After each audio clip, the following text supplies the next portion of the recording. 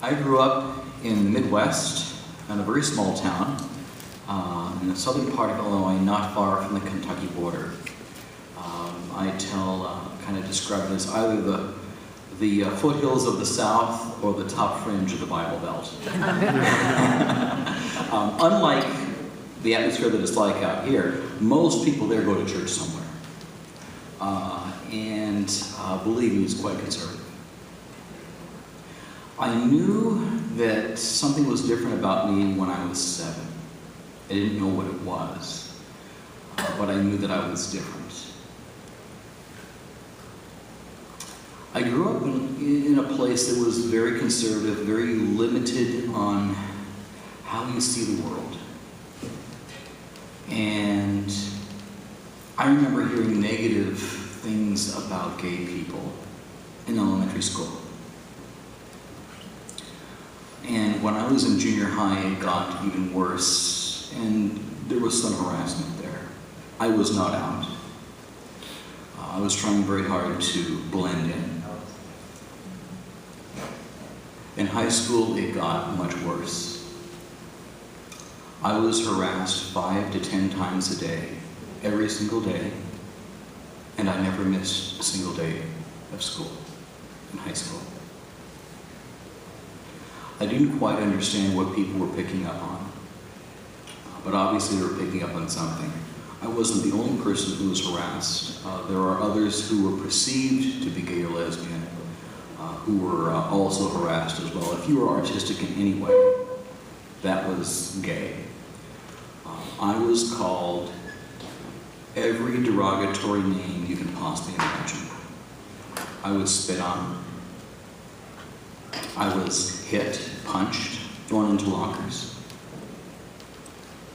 So the stories that you hear in the media about these youth who take their own lives, I really understand.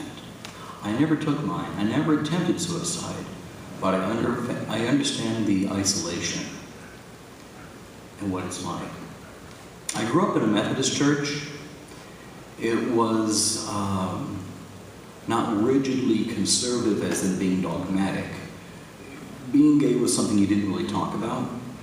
We would cover supposedly those Bible verses that seemed to talk about it, and we would just assume what they meant, but we didn't really dwell on it. And I never heard sermons in the pulpit talking about it, but it was definitely frowned upon. Ironically, I was kind of drawn more towards the Baptists, who were even more conservative and dogmatic, if you will. And I'm glad that I met some of the best Baptists you could have met, because they didn't really harp on that either. They were just more clear in what they believed, versus the Methodists, you asked them, they weren't quite sure what they believed on theological issues. But I started sort of on a journey. And in 1995, I was driving from Southern Illinois to St. Louis. And I was listening to a talk show on KMOX radio, and there was this man who was talking about being both Christian and gay. His name was Mel White. And he was doing this interview because he was promoting a book called Stranger at the Gate. If any of you get the chance to read that book, it is a wonderful, amazing book. Because you see, Mel White had been the ghostwriter for Jerry Falwell, Pat Robertson, Billy Graham. And by the way, Billy Graham never said anything negative. He never talked about it. He avoided the subject like the plague, but he was never dogmatic. He'd also worked with probably the most conservative Presbyterian I've ever heard of is Dr. D. James Kennedy out of Coral Ridge Ministries in Florida. So he talked about being behind the scenes in all these big high-profile ministries, and yet he was gay himself. He talked about coming out, the coming out process. And while I was driving in the car listening to this man who seemed very theologically sound and Christian and gay, I thought to myself, there's got to be at least one more person out there. I knew there was one, and he's the one that was just like me. And I heard the still small voice of God.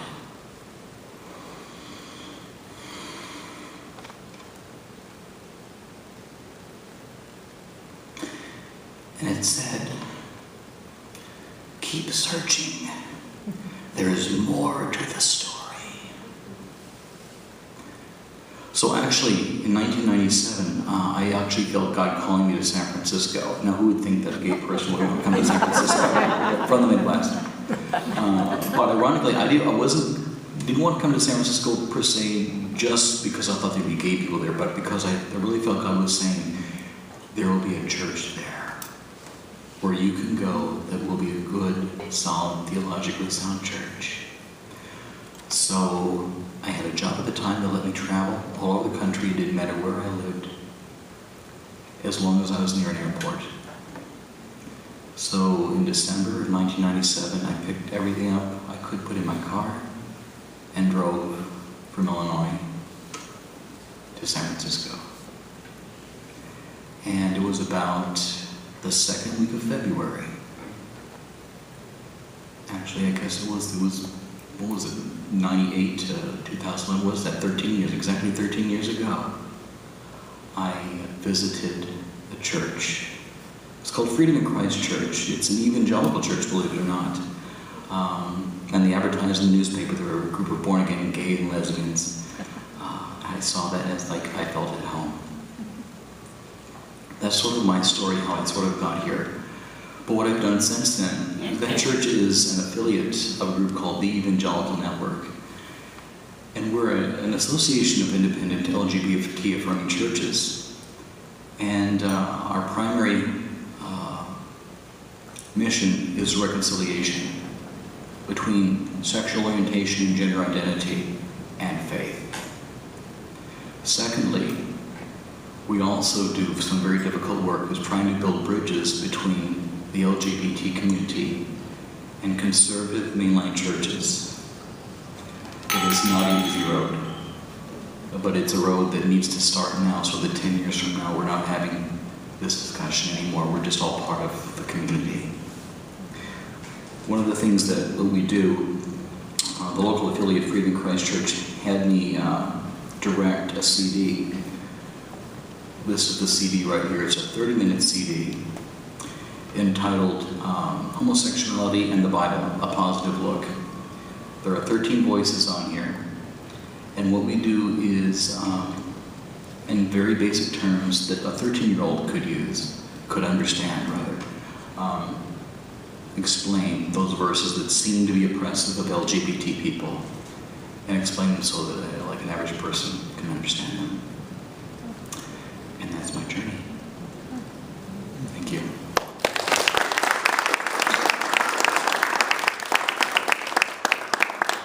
Thank you, Catherine. Would you like to go next?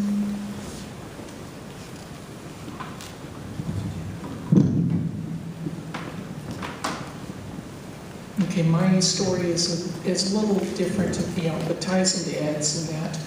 In growing up, I grew up in Walnut Creek, and I always knew I was a little different, but I couldn't put a finger on it either as far as exactly why I was different.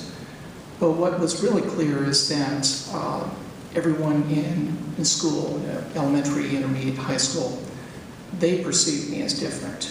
And that I was the student that always lived 2 or 3 blocks from home, but always took a path of 2 or 3 miles to get home to avoid all the bullies. And the news of late regarding bullying is very refreshing to me as far as this whole issue getting a little more visibility as far as exactly how much of a problem it is. And I grew up, went through high school, and really didn't still grasp why I was different. It was enough of an issue that I did attempt to take my life my senior year of high school, and ironically ended up repressing a lot of my personality as far as why I was different. I tried to fit in to what the role society felt that I fit as a young man. And another tragic incident in the mid-2000s broke that repression, luckily, and caused me to realize that, well, at first I thought that I was transgendered, and later went on to discover that I was actually intersex, as being both male and female. and luckily being able to go ahead and transition, to my proper gender. But it's been a very interesting situation in that it's been interesting how society treats people and tries to put them into a certain role, based upon the perceived gender versus who somebody really is. And it's very, very refreshing to see that society is starting to warm up and realize that there are many different variants, in gender identity, as well as just, the identity of any person, regardless of gender or sexual, preference. And, it does show that there is hope, for people such as myself, to hopefully live in a world where they can just truly, concentrate on being a member of society. And I'll hand this off to my mother, who, really went through, quite an experience when I first came out to her, because I did such a good job at repressing my identity that my parents knew I was different and a bit of a sissy, but they really didn't have a handle on who I really was and what was really going on, because I even hid it from them. And so, it's been quite a journey. Good evening. I will start by saying that my child was born a very bright child. So what I was reading as the development went along, I had a 2-year-old that could read, had a fantastic memory, tested off the charts as she got older. Probably midway through elementary school, I would say. This is a kid with a rain cloud over his head. Why are you so unhappy? Well, you're very tall, always been at least the shoulders and head taller than anybody else from kindergarten on. So, okay, you're awkward, you walk into walls and you trip over your big feet. But here was a child that wore like a 25, 36 jeans, very small hips. Okay, well, that'll change. I had no idea.